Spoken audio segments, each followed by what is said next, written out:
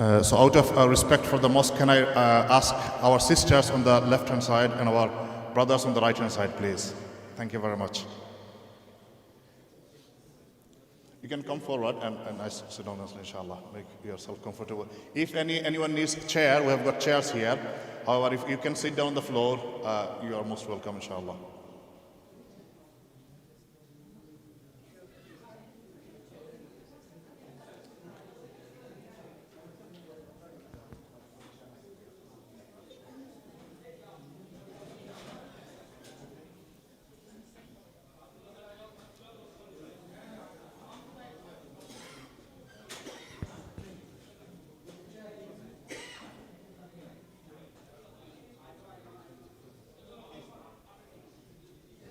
Can I request our brothers upstairs to keep as quiet as possible, inshallah. So we'll start with some recitation from the Quran. We have got a guest Qari, who is a reciter of the Quran. He is originally Moroccan, however he is born and grew up in France. We, mashallah, invited him for this month of Ramadan to recite the Quran for us. So he's been reciting the Quran every night throughout the month of Ramadan, leading prayer, along with some other reciters. So inshallah, he'll be reciting some verses from the Quran.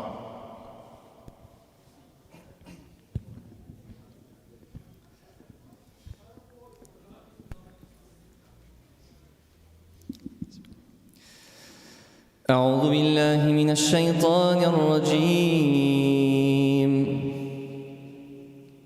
بسم الله الرحمن الرحيم.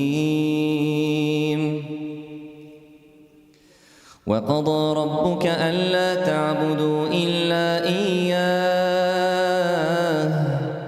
وبالوالدين إحسانا إما يبلغن عندك الكبر أحدهما أو كلاهما فلا تقل لهما أف ولا تنهرهما وقل لهما قولا كريما واخفض لهما جناح الذل من الرحمة وقل رب ارحمهما كما ربياني صغيرا ربكم أعلم بما في نفوسكم إن تكونوا صالحين فإنه كان للأوابين غفورا وآت ذا القربى حقه والمسكين وابن السبيل ولا تبذر تبذيرا إن المبذرين كانوا إخوان الشياطين وكان الشيطان لربه كفورا وإما تعرضن عنهم ابتغاء رحمة من ربك ترجوها فقل لهم قولا ميسورا ولا تجعل يدك مغلولة إلى عنقك ولا تبسطها كل البسط فتقعد ملوما محسورا إن ربك يبسط الرزق لمن يشاء ويقدر إنه كان بعباده خبيرا بصيرا ولا تقتلوا أولادكم خشية إملاق نحن نرزقهم وإياكم إن قتلهم كان خطأ كبيرا ولا تقربوا الزنا إنه كان فاحشة وساء سبيلا ولا تقتلوا النفس التي حرم الله إلا بالحق ومن قتل مظلوما فقد جعلنا لوليه سلطانا فلا يسرف في القتل إنه كان منصورا ولا تقربوا مال اليتيم إلا بالتي هي أحسن حتى يبلغ أشده وأوفوا بالعهد إن العهد كان مسؤولا وأوفوا الكيل إذا كلتم وزنوا بالقسطاس المستقيم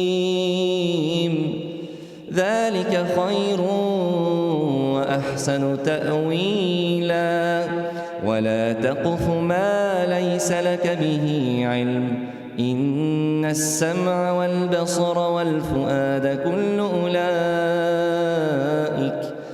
كل أولئك كان عنه مسؤولا ولا تمش في الأرض مرحا إنك لن تخرق الأرض ولن تبلغ الجبال طولا صدق الله العظيم. Alhamdulillah, thank you, Hafiz Sab, for the beautiful recitation from the Quran. So our Sheikh Muhammad Sallani, he has recited a few verses from the chapter of Al-Isra from the Quran. I will just very briefly read the translation of these verses.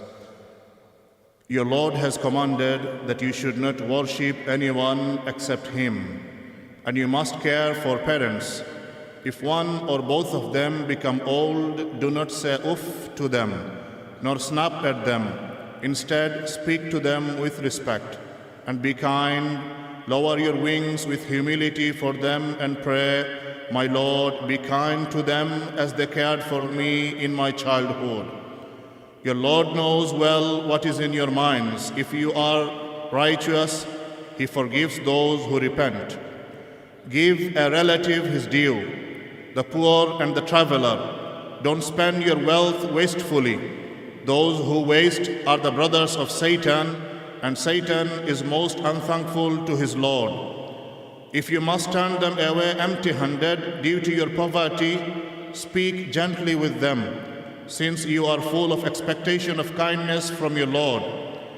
Neither be tight-fisted nor wasteful, as you will be blamed and regretful.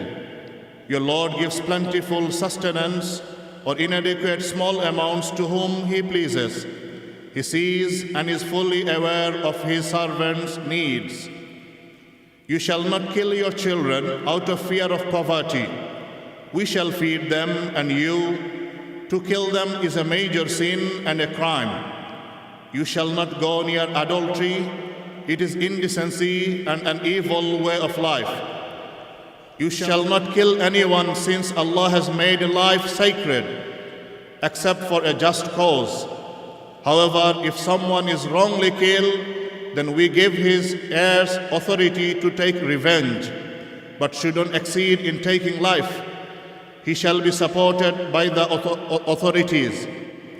You shall not go near the wealth of the orphans, except with good intentions, until they are mature and fulfill pledges.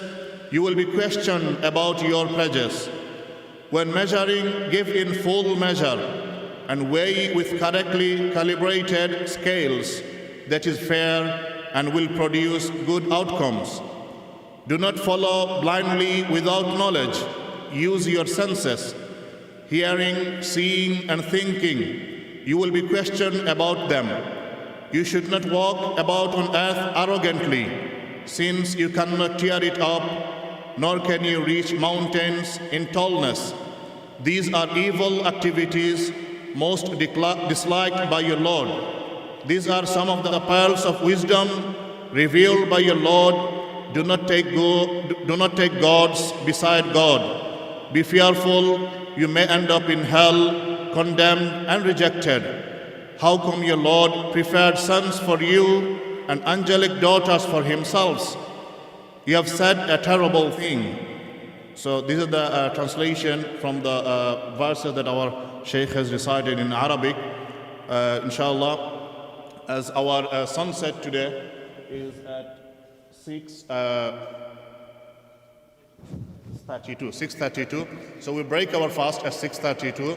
So before that, we'll be ready for our meal, inshallah. Before that, I would like to call upon our honorable brother, Simon Penfound, to say a few words, inshallah. Please.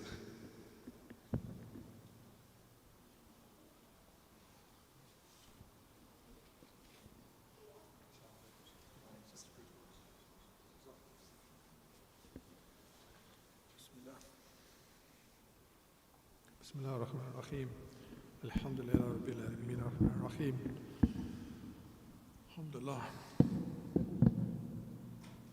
I've been a Muslim for 19 years and I'm still getting used to sitting on the floor, right? Privileged Westerners, mashallah.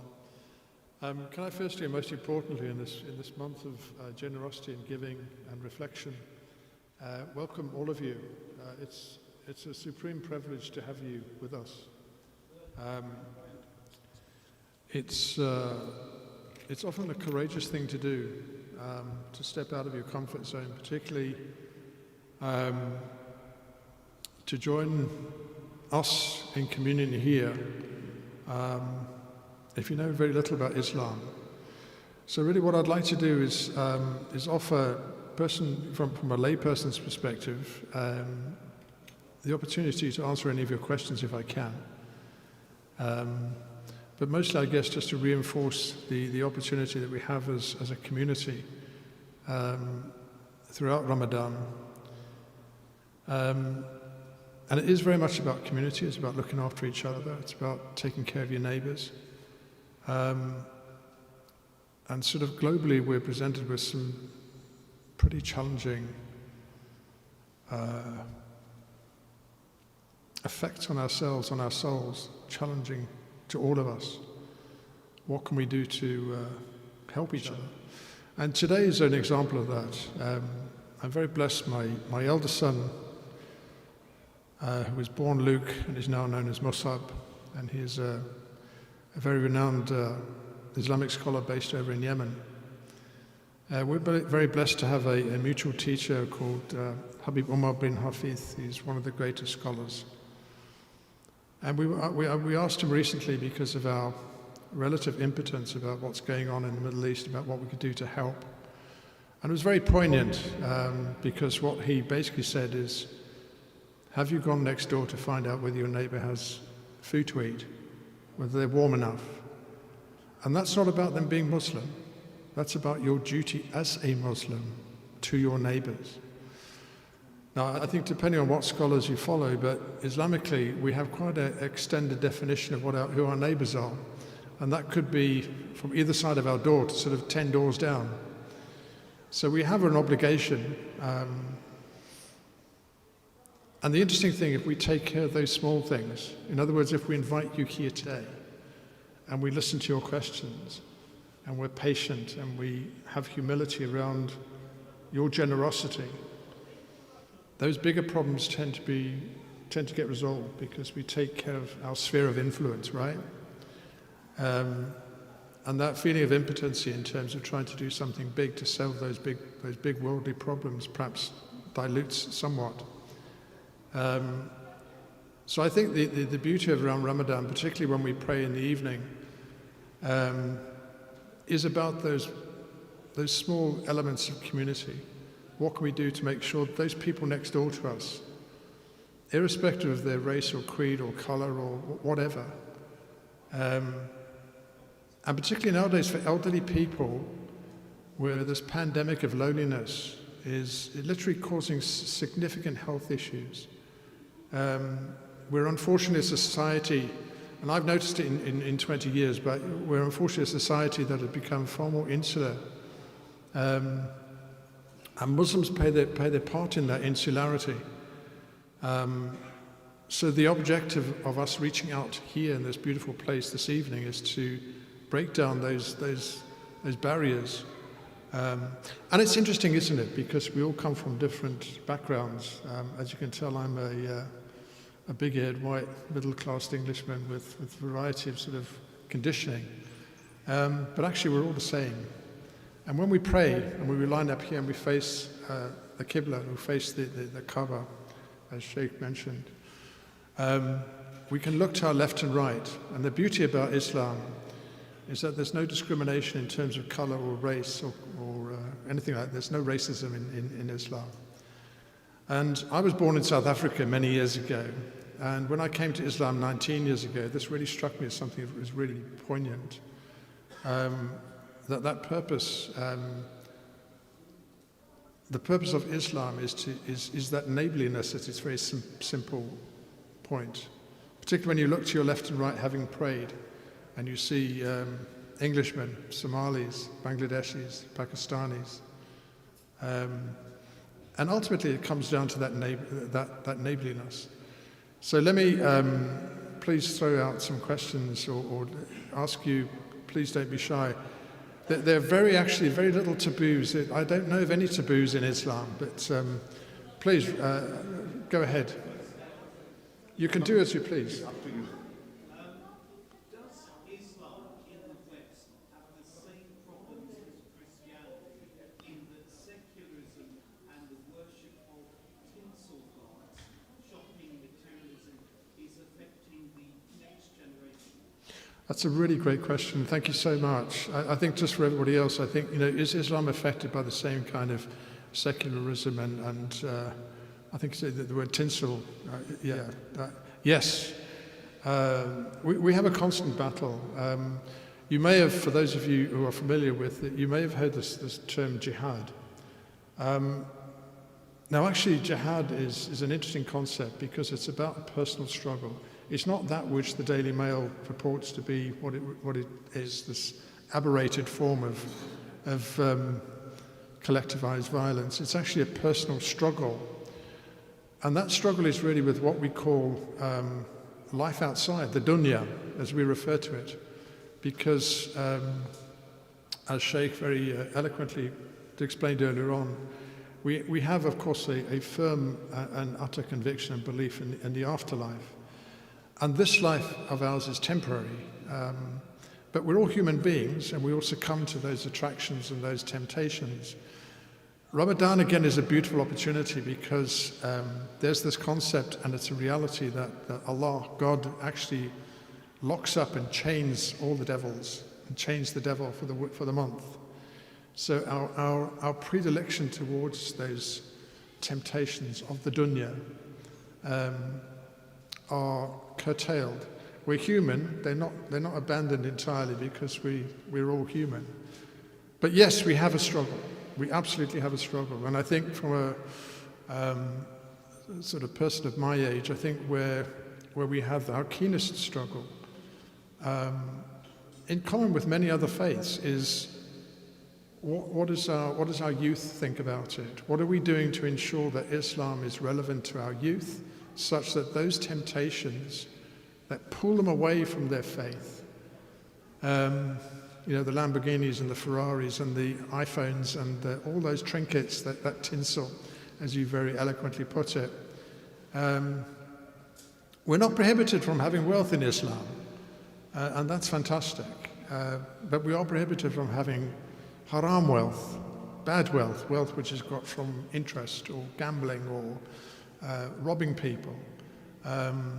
And that's very difficult in this day and age because what money isn't tainted by those kind of negatives. But I think what we have as, again, back to this theme of community, this theme of neighborliness, is we have this duty of care to each other, brothers and sisters, whether you're Muslim or not, to assist them, and not in any kind of preaching way. I came to Islam ironically because nobody wanted to convert me. My son came to Islam and everybody was so beautiful. They were caring about my well-being. And I thought, what did they want?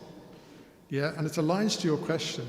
I remember being in Yemen a couple of years ago, many years ago, and everybody was coming up towards me, and there was, to translate, they were wishing me well and praying for me and saying they loved me through the sake of Allah. And I thought this is a very weird concept. And I said to my son, who at that stage had been there a couple of years, I said, well, how much do they want from me? What do they want from me? Typical Western response. And he said, they don't want anything for you but well-being. And this was extraordinary to me. And I felt that, certainly over my 19 years of being a Muslim, I thought that is an overwhelming positive. But it takes the community, it takes support to be able to do that. And the community is everybody, it's not just Muslims. And coming back to your question, it's about, if we want to avoid the dazzle of the tinsel, we have to be relevant, particularly to each other and to our youth, in terms of what the practical opportunities that Islam provides for us on a daily basis. You know, it is a way of life, it is a way of living, and it's a way of communicating and being neighbourly with everybody in your. I mean, I wasn't particularly neighbourly, yeah, and I probably still am not. But I managed some years ago to knock on the door of an elderly couple who've been living, I didn't even know them, living next door to me for nearly 50 years. And Laura and Derek, and they became our closest friends. Even though Derek was horrified that I didn't have any beer to give him when I offered him round for a Sunday lunch. But they've come to understand that. It's a great question. I hope I answered that okay for you. Thank you so much. Okay, this is a really interesting question. It's often a question asked of most sort of converts or reverts, depending on what made you came to Islam. I have two versions of it. And the shorter version, it's the truth. It's the truth. And thirdly, it's the truth. I was very, very blessed. My son, Musab, practiced as a Muslim for a year and then converted to Islam, and then wrote me a letter and said, I've converted to Islam. I thought, what the hell's a Muslim? What's Islam, right? And of course I knew roughly what it was. But 3 months later, I came to Islam too. I took my Shahada because I was graced with meeting some of the most extraordinary people I'll ever meet in my life. People who just cared for me. They had no prejudice about my life previously. And they didn't, as I said, they didn't want to convert me. It was nothing evangelical about that, and I'm not saying that in a pejorative sense. They were just concerned that the choices I made were informed choices. And I think because I wasn't necessarily seeking anything, but when I accepted my Shahada, I understood that I needed to be seeking. I needed to be seeking that aspiration of truth, if you like, that jihad, I suppose. I hope that answers your question. Thank you. Alhamdulillah. Any other questions from our esteemed sisters? The ladies normally have the most challenging questions. The last time I was here, they asked 2 questions that really stumped me. So please, ask absolutely anything. Often what is asked, I was asked a couple of years ago when I was here, yeah, but what about Jesus? Because from a Christian perspective, of course, there's that heavy emphasis on Jesus. The response from an Islamic perspective, and I speak not as a scholar, of course, but I speak as a Muslim, is that you're out of the fold of Islam unless you believe in Jesus, Isa, as we call him. So, as Sheikh mentioned earlier on, there's a huge alignment between the multi-faith prophets. And despite what's going on in the world at the moment, the irony about where we are in terms of our faith is that our differences are paper thin, less than paper thin. They're often just those tinsel prejudices that cloud our opportunity, cloud our intellect. There's a famous American convert called Sheikh Hamza Yusuf, and he says, Islam is for intelligent people because you're required to exercise that great gift of intellect that people give you. And it's hard sometimes, right? Because we're all human and we're all subject to our human frailties. But that unity, that neighborliness, and it has to come from us. We have an obligation. Okay, it's not other people that has to come to us. We have to reach out. We have to knock on those doors. We have to come to you and say, come to our mosque. And you have to come to our mosque unconditionally because you're not part of us, as it were, at the moment. Yeah, we have rules and regulations, right? And like any club, if you want to play tennis, you don't turn up with a cricket bat, right? But that being said, Nobody has ever chided me for getting things wrong, for mispronouncing things. I remember when I first started to pray, goodness me, it was so embarrassing. Everybody's going down in unison, and I'm standing there thinking, what's going on? What are they doing? Has somebody lost a lens or something down there? Yeah? But just that help, that neighborliness, that arm around the shoulder, when nobody took the mickey, so to speak. They were very, very supportive of that process. And as established Muslims, we can forget about that too. It's very easy for us to become very insular within our families and communities. Ironically, particularly at a time in Ramadan, where we should be reaching out. Yeah. Any other questions? Please go ahead.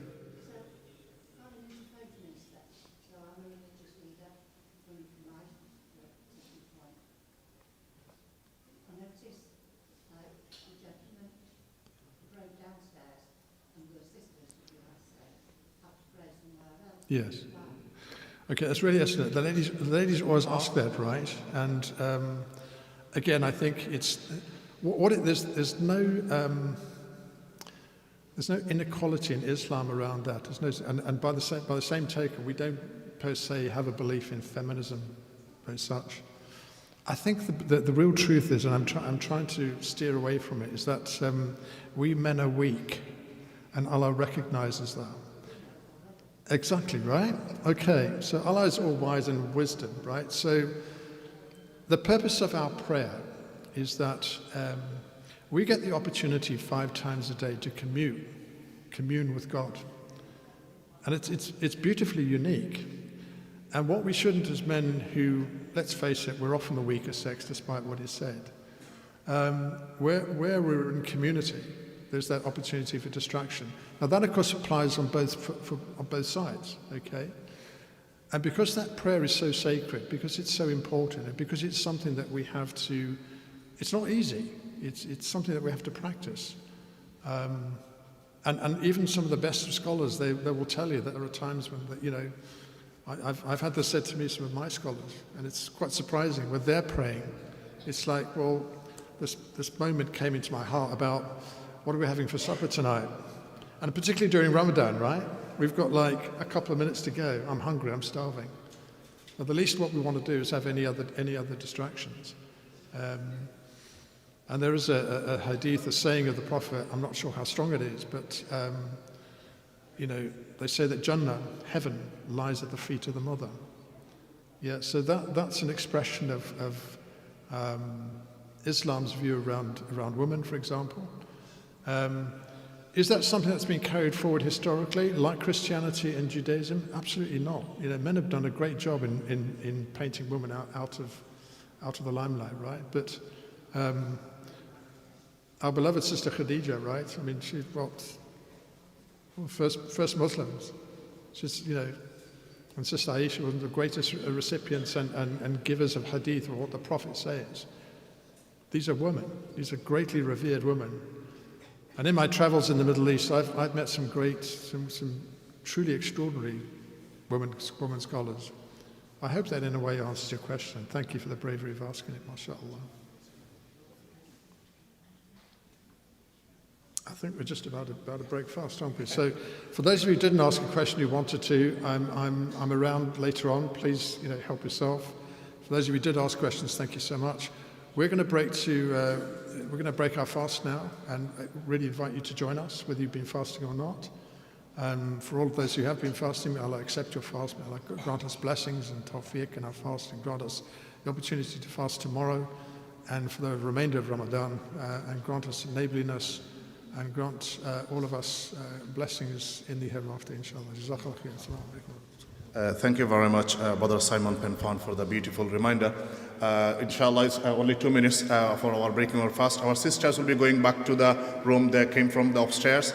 We've got some chairs only for our guests, those who cannot sit on the floor. So please respect that and allow our guests to sit on the chairs, inshallah. We'll be sitting on the floor as we do every day. And this is Iftar we have this meal every day throughout the month of Ramadan. So Muslims, everyone come together, we break our fast together. And we once more, we thank you on behalf of the mosque committee, the management, and the community for accepting our invitation and coming here. We've got a guest brother all the way from Rottenstall. He will be reciting the adhan, the call for prayer. So we have got call for prayer every 5 times for our prayers. So whenever it's 6:32 today, he'll be calling out the prayer, inshallah. Jazakumullah khair. আমরা councillor সাহেব সুযোগ করতাম ইনশাআল্লাহ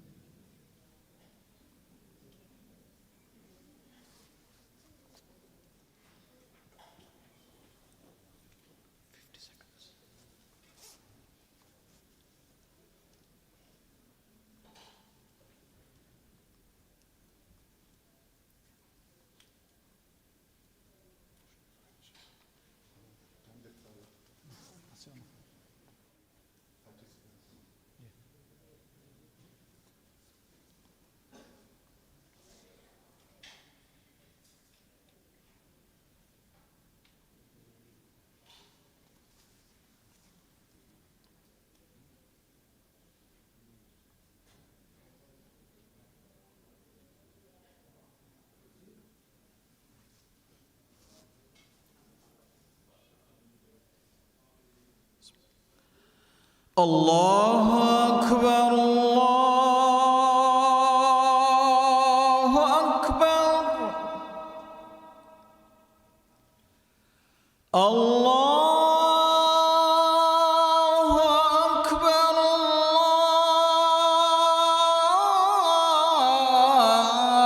الله أكبر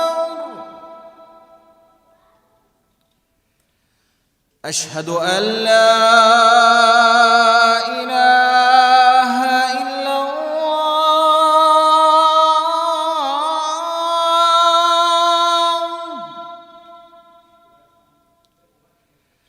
أشهد أن لا إله إلا الله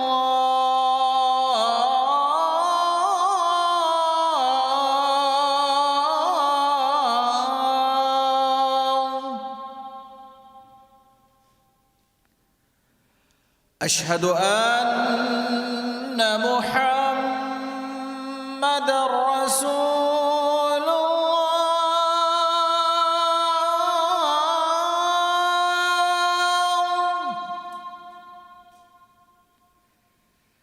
أشهد أن محمدًا رسول الله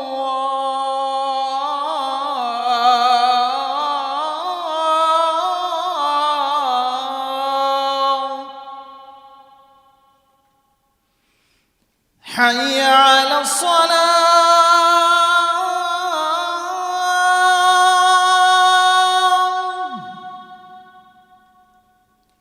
حي على الصلاة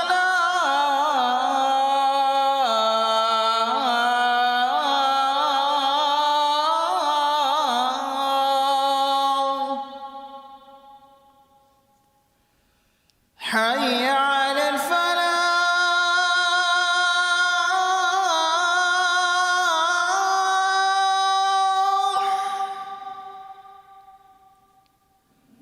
حي على الفلاح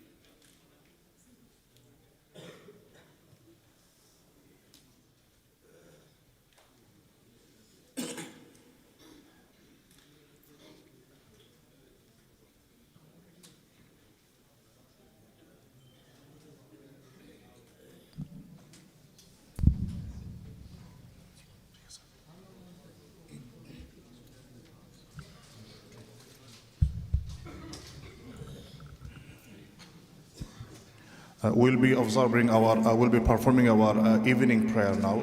Those our brothers and sisters in faith, they can observe our prayers from upstairs, inshallah. So we're going to start our prayer now. الله أكبر الله أكبر الله أكبر الله أكبر أشهد أن لا إله إلا الله أشهد أن لا إله إلا الله أشهد أن محمد رسول الله أشهد أن محمد رسول الله حي على الصلاة حي على الصلاة حي على الفلاح حي على الفلاح قد قامت الصلاة قد قامت الصلاة الله أكبر الله أكبر لا إله إلا الله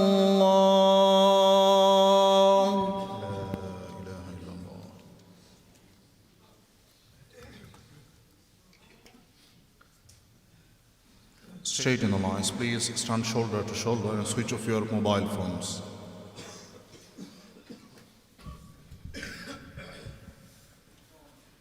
الله أكبر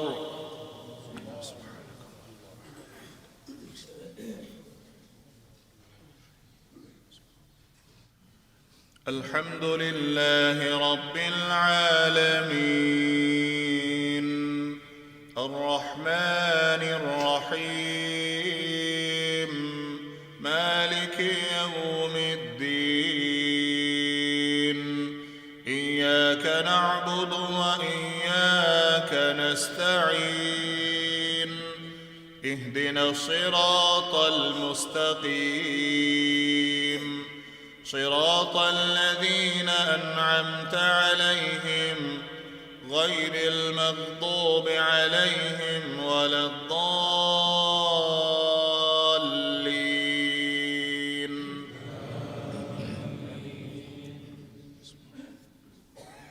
ألم نشرح لك صدرك ووضعنا عنك وزرك الذي أنقض ظهرك ورفعنا لك ذكرك فإن مع العسر يسرا إن مع العسر يسرا فإذا فرغت فانصب وإلى ربك فارغب الله أكبر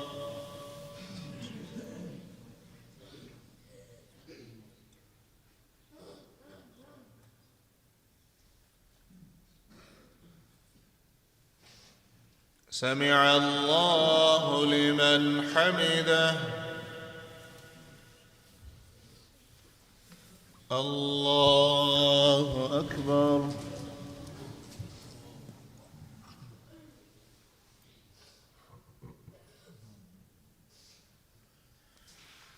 الله أكبر. الله أكبر.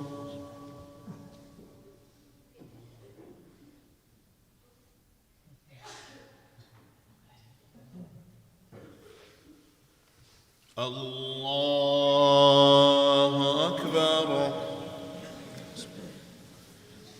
الحمد لله رب العالمين الرحمن الرحيم مالك يوم الدين إياك نعبد وإياك نستعين اهدنا الصراط المستقيم صراط الذين أنعمت عليهم غير المغضوب عليهم ولا الضالين.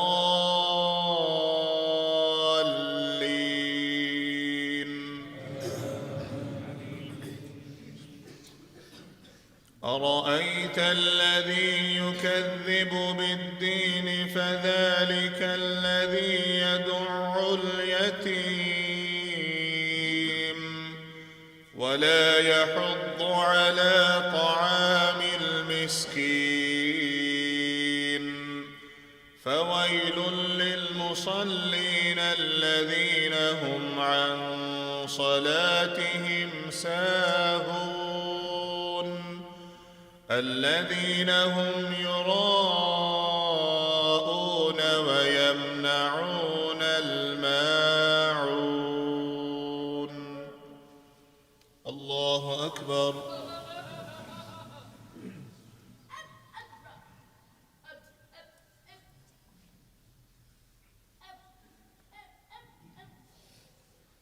سمع الله لمن حمده. الله أكبر.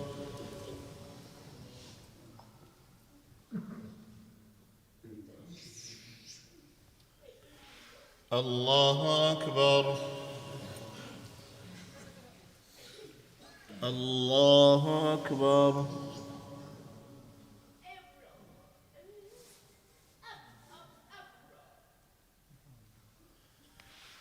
الله أكبر.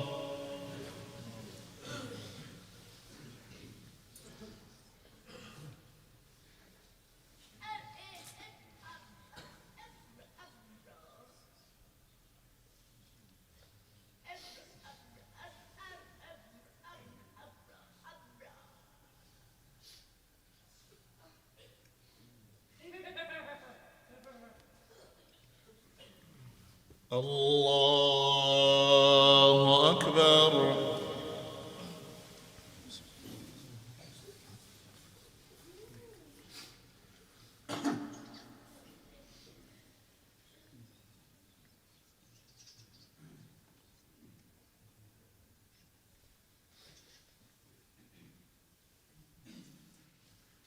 الله أكبر.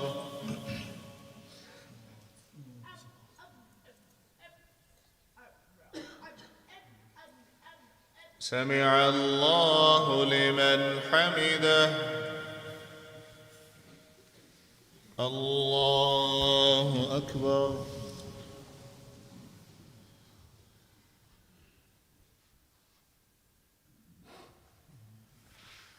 الله أكبر. الله أكبر.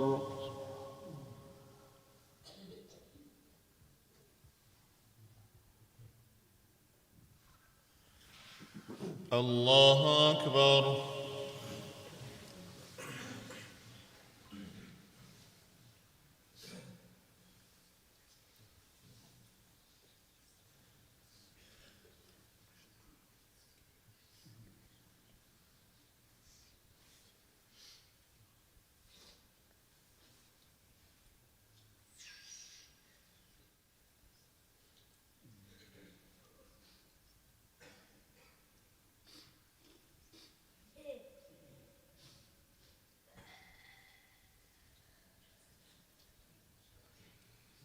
السلام عليكم ورحمة الله.